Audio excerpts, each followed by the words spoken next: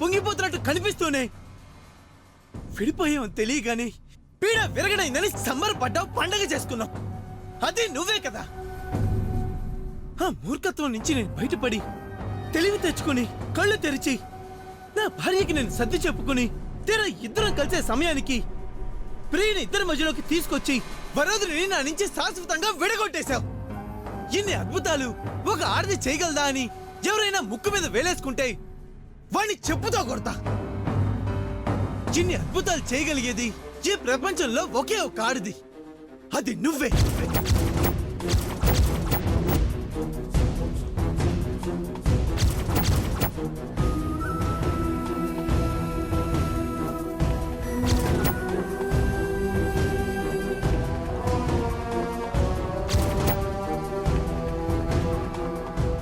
నాకు తెలిసాక మొదటిసారి నమ్మలేదు.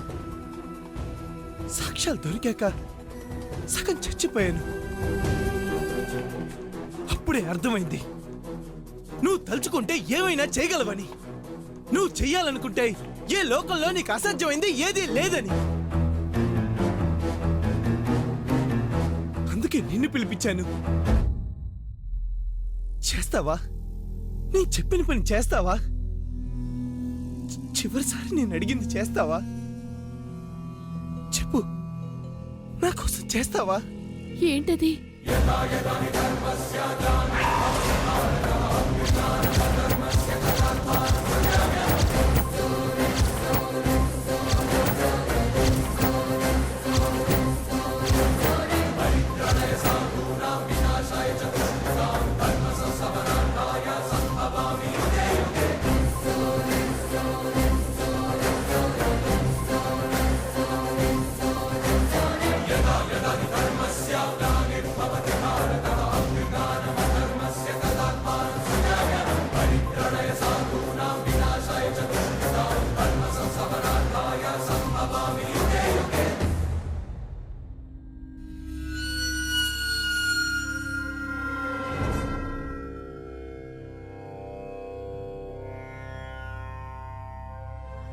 నన్ను చంపే. ఎస్, చంపేసే. నన్ను మానసికంగా ఎప్పుడో చంపేశావు. ఇలా కూడా బ్రతికినవటం ఎందుకు? చంపే, చంపే, చంపే, చంపే.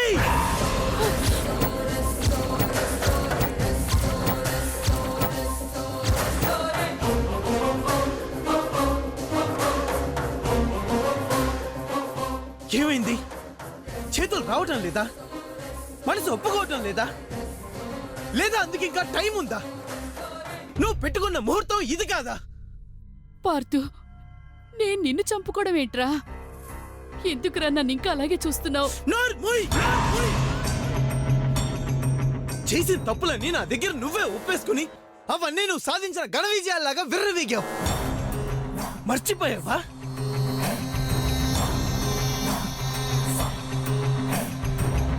నువ్వు మర్చిపోయినట్టు నటించినా నేను గుర్తు పెట్టుకున్నాను. ఆ ధైర్యంతోనే అడుగుతున్నాను, వీలైతే నన్ను చంపే.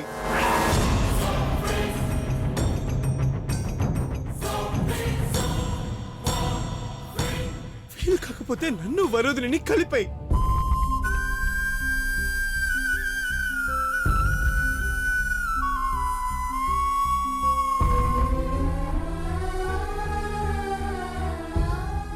ఇంకా నా వల్ల కాదు. వరోధిని నుంచి దూరంగా ఉంటూ నా వల్ల కాదు. ఇంకా అలాగే వదిలేస్తే దాని కొత్త బోస్ దాన్ని ఎత్తుకెళ్ళిపోయేలాగున్నాడు. గెద్దలా తన్నుకుపోయేలాగున్నాడు. ఆ సిద్ధుగాడు వరోధిని వదిలిపెట్టేలా లేడు.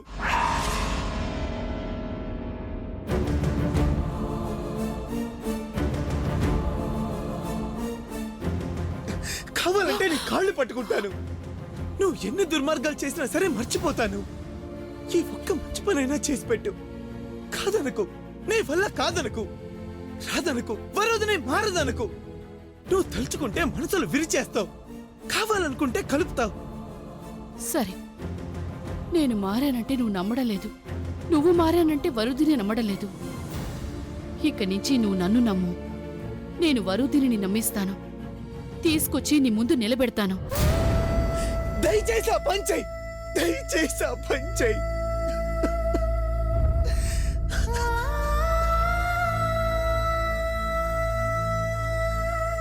దాని గుట్టు చెప్పి దాని జుట్టు చేతికిచ్చావురా నా కొడక.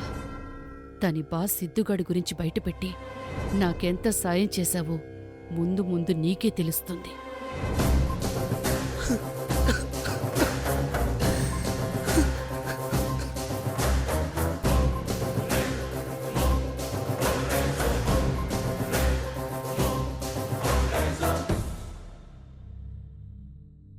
నా కోసం నువ్వు చాలా కష్టపడ్డావు. నువ్వు ఒక మదర్ ఇండియా.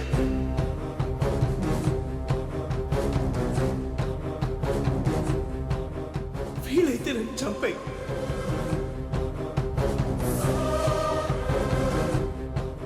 వీలు కాకపోతే నన్ను వరోధిని కలిపాయి.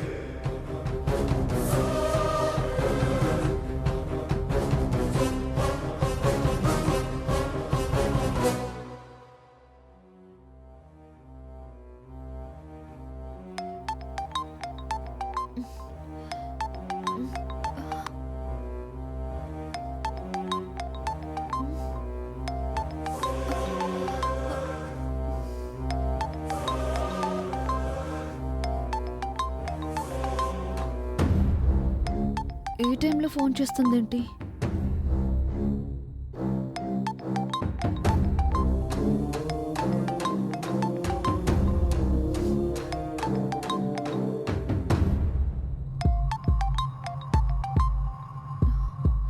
హలో వరుదిని, ఏంటి ఈ టైంలో మీరు? నా కొడుక్కి ప్రాణభిక్ష పెట్టు వరుదిని. ఏం జరిగింది? పార్థు బ్రతికేలా లేడు. అయితే నాకెందుకు చెప్తున్నారు? వాడి ప్రాణాలు నీ చేతిలోనే ఉన్నాయి కాబట్టి. నేను ఆ ఇంటి నుంచి వచ్చేటప్పుడు ఉత్త చేతులతో వచ్చాను. కట్టు బట్టలు తప్ప ఏమీ తీసుకురాలేదు. నీతో పాటే నా ఇంటి వెలుగు గడప దాటింది. నా ఇల్లు ముక్కలైపోయింది. మతి చెడి నా కొడుకు ఇంట్లోంచి వెళ్ళిపోయాడు. ఎక్కడున్నా సుఖంగా ఉంటే చాలనుకున్నాను. అక్కడ మనశ్శాంతిగా లేడు. ఆస్తులన్నీ అమ్మేశాడు. అయినా మేమేమీ అనలేదు. ఇప్పుడు అర్జెంటుగా రమ్మని పిలిపించాడు. నీతో మాట్లాడి వాడి కాపురం నిలబెట్టకపోతే తుపాకీతో కాల్చుకుని చచ్చిపోతానని బెదిరించాడు. చూడండి, అదే మీ ఇంటి సమస్య. మీ కొడుకును అదుపులో పెట్టుకుంటారో హద్దులో పెట్టుకుంటారో, అధికారంతో దండిస్తారో అది మీ ఇష్టం. ఇందులో నా ప్రమేయం గాని జోక్యం కానీ ఏమీ లేవు. వరుదిని, నువ్వు లేకపోతే బ్రతకలేనంటున్నాడు. తాగేస్తున్నాడు. ఏం చెప్పినా వినే స్థితిలో లేడు. నీతో తిరిగి వెళ్ళకపోతే వాడి శవాన్ని చూడ్డానికే వెళ్ళాలి. ఆ భయంతోనే ఫోన్ చేస్తున్నాను వరుదిని. వాడి మీద ప్రేమతో కాకపోయినా నా మీద జాలితోనైనా అక్కడికి వెళ్ళు వరుదిని. ఒక సాటి ఆడదై ఉండి కూడా మీరు చాలా దారుణంగా మాట్లాడుతున్నారు. మీ కొడుకు కోరుకున్నాడని పరా ఇంటి ఆడపిల్లని రమ్మంటున్నారు. ఇంత నీచానికి దిగజారిపోయి మాట్లాడకండి. చచ్చిపోయేదాకా వచ్చాడంటే నీతో కలిసి బ్రతకాలని ఉన్నట్టే కదా. అప్పుడు వాడి మీద నీకున్న ప్రేమని ఒక్కసారి గుర్తు చేసుకో. ఆపండి. నా జీవితంలో 2 ఏళ్ల కాలం ఒక రాక్షసుడు ఎత్తుకెళ్ళిపోయాడు. అది ఇక తిరిగి రాదు. ఆ కాలంలో ఏం జరిగిందో కూడా నాకు తెలీదు. కాబట్టి దానికి సంబంధించిన గుర్తులు, జ్ఞాపకాలు, మంచి చెడు, సుఖం దుఃఖం, వీటిలో దేనితోనూ నాకు సంబంధం లేదు. అసలు నాకెందుకండి ఇవన్నీ? ఇదే మంచి టైం వరుదిని. వాణ్ణి మందలించి బుద్ధి చెప్పి నీ కాపురాన్ని నిలబెట్టుకో. అటు వాడి జీవితం బాగుపడుతుంది, ఇటు నీ జీవితం చక్కబడుతుంది. కొంగు చాచి అడుగుతున్నాను వరుదిని. చూడండి, నా జీవితానికి ఇప్పుడు ఏ లోటు లేదు. దాన్ని చక్కదిద్దడానికి ఎవరో దిగిరానక్కర్లేదు. కాబట్టి నా జీవితం గురించి మీరేం విచారించాల్సిన అవసరం లేదు. మీ అబ్బాయి గురించి మీరు చూసుకోండి. ఎవరింటికో వెళ్ళి కొంగు చాచి నిలబడితే భిక్ష పెడతారు, ప్రాణభిక్ష పెట్టరు. ఉంటాను.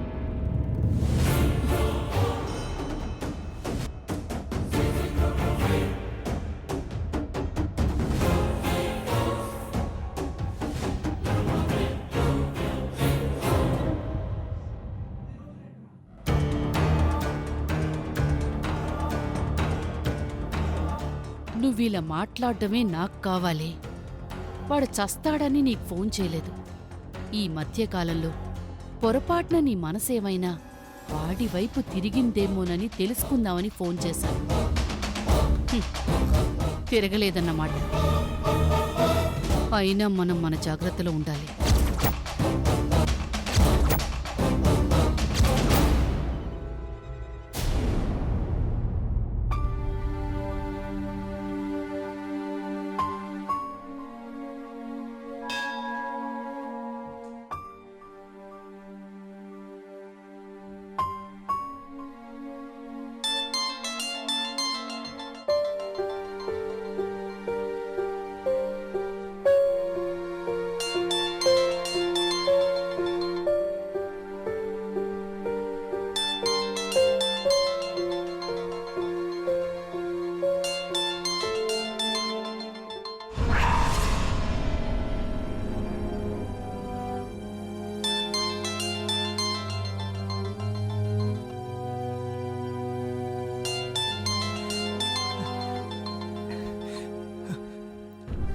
హలో, నేనండి వరుదిన్ని. అయ్యో నీ పేరు చెప్పాలా? నీ నెంబర్ కనిపించాలా? నీ గొంతు వినిపిస్తేనే గుర్తుపడతా వరుదిని. నేను గుళ్ళో ఉన్నానండి. అవునా? దేవుడెంత అదృష్టవంతుడు. పొద్దునే నీ దర్శన భాగ్యం ఆయనకే కలిగింది. మీరు రాగలుగుతారా? రాగలరా అని అడుగుతున్నావా? రా అంటే చాలు వరుదిని, క్షణాల్లో వచ్చి వాళ్తాను. అసలు నీ నుంచి ఫోన్ వస్తుందని వెయిట్ చేస్తూ ఉంటాను. తొందరగా రండి. అలాగే.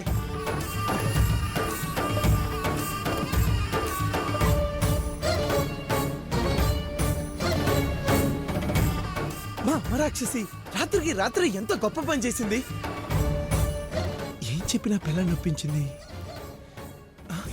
అమ్మో, లేట్ అవుతుంది.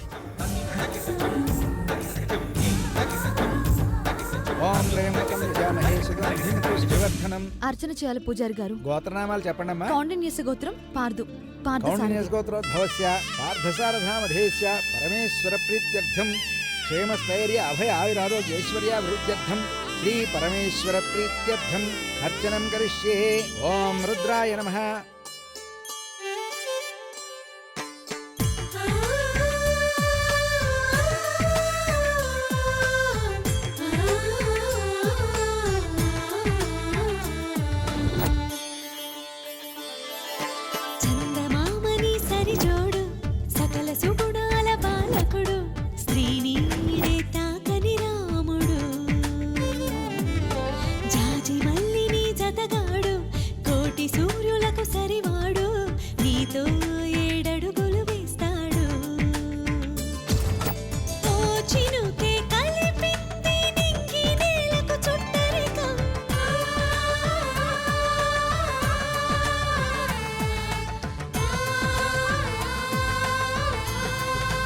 హారతి తీసుకోండమ్మా.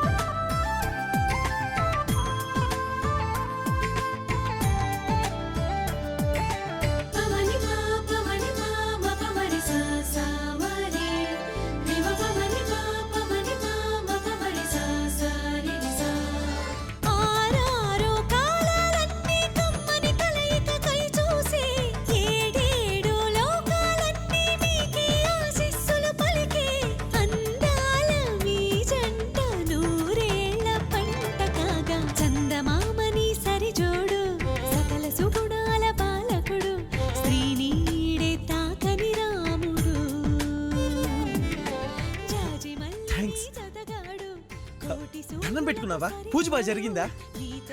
రా, ఎక్కడికి? కార్లో అలా లాంగ్ డ్రైవ్ వెళ్దాం. దారిలో మాట్లాడుకోవచ్చు. మాట్లాడుకోవడానికి దూరమే వెళ్లాల్సిన పని ఉంది, దగ్గర ఉన్నావుగా. నీ ఇష్టం. ఇక్కడే మనసు మాట్లాడుకుందాం. నువ్వంటే ఇంకేం కావాలి నాకు? చాలా హ్యాపీగా ఉంది. నిన్నటి దాకా డిప్రెషన్తో తలనొప్పి వచ్చేసింది అనుకో. నేను మారిపోయానంటే నువ్వు నమ్మక, నేను నమ్మించడం ఎలాగో తెలియక, మధ్యలో ఎర్ర బఫూన్ గడి కోతి చేష్టలు భరించలేక, వాడి నుంచి నేను ఎలా కాపాడుకోవాలో అర్థం కాక పిచ్చి పట్టేసింది బాబోయ్. ఇక టార్చర్ నా వల్ల కాదనిపించింది. వెంటనే నీ పిలుపు వినిపించింది. అన్నట్టు నీకు విషయం గుర్తుందా? ఇవాళ మన పెళ్లి రోజు. గుర్తుందా? ఉంది.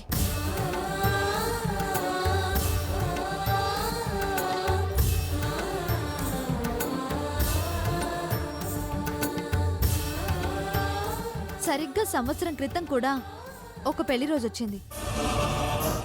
ఆ రోజు ఇంకా బాగా గుర్తుంది.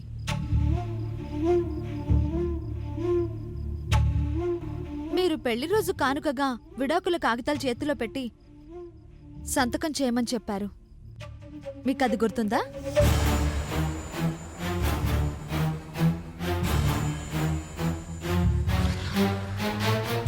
అవన్నీ ఇప్పుడు ఎందుకు వరదుని? Past is past. మన ఫ్యూచర్ ఏంటో మనం క్లియర్ గా డిస్కస్ చేసుకోవాలి. నా ఫ్యూచర్ నాకు క్లియర్గా కనిపిస్తోంది. మీరే గతం పూర్తిగా మర్చిపోయారు. కానీ నేను మర్చిపోలేను. జీవితాంతం గుర్తుపెట్టుకుంటాను. బహుశా నేను మాట్లాడాలనగానే మీరు చాలా ఊహించుకుని ఉంటారు. వీలైతే నా నెట్ నుంచి కాపురానికి తీసుకెళ్దామని కూడా అనుకుని ఉంటారు.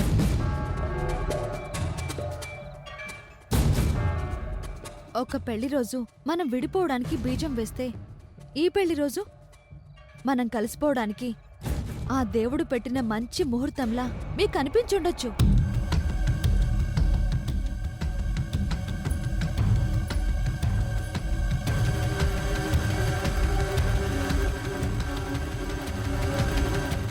కానీ నాకు అనిపించడం లేదు. ఎందుకంటే నేను మీతో కలిసి ఉండాలన్న ఆలోచన చేయడం లేదు కాబట్టి. ఏం మాట్లాడుతున్నావు వరదుని? మా అమ్మ నిన్ను కలవలేదా? నా మానసిక పరిస్థితి ఎంత దారుణంగా మారిపోయిందో నీకు చెప్పలేదా? అన్ని చెప్పారు. అడిగింది తెచ్చిస్తేనే అన్నం తింటాననే పసితనం దాటి అడిగిన విడాకులిస్తేనే శీలవతి, కాదంటే కులట, పతిత, బజారు స్త్రీ అనగలిగే స్టేజ్కి ఎదిగిపోయారు మీరు. చచ్చిపోతాననే బెదిరింపుల వల్ల, రమ్మని పిలిచే రాయబారాల వల్ల, రాజీ ప్రయత్నాలు చేసే మధ్యవర్తిత్వం వల్ల కాపురాలు నిలబడవు. కాపురం నిలబడాలంటే ఇద్దరి మనసుల్లోనూ కలవాలనే కోరిక బలంగా ఉండాలి. నాకసలు ఆ కోరికే లేదు.